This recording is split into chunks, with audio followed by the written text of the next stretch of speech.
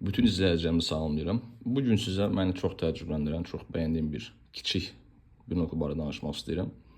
Telefonun yanına qoyma məqsədim ölçüsünü təxmin edə biləsiniz ki, hansı böyüklükdədir. Adi telefondan görürsünüz.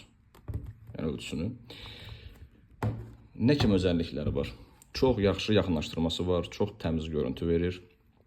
Hər kəsin istifadə edə biləcəyi bir binokuldur. Şəhər gəzintisində, bağlarda, bağçalarda, sahəsi olan şəxslər, qoyun-quzu saxlayan şəxslər, səyahətə çıxanlar, hər kəs cibində çox asanlıqla daşıya bilər. Əl içi boydadır, görürsünüz. Çox kiçikdir.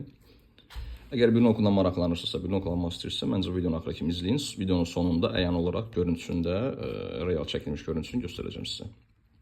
Deməli, binokulun nə kimi funksiyaları var? Gözündə plusminus olan şəxslər üçün ayarama var burada. Məsafəyə görə fokusu düzəltmə hissəsi var. Buradan fokusu düzəldirsiniz.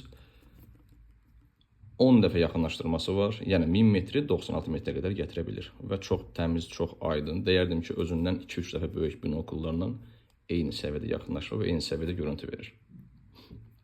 Comet firmasına aiddir. Comet markasının binokullarını bilənlər bilir.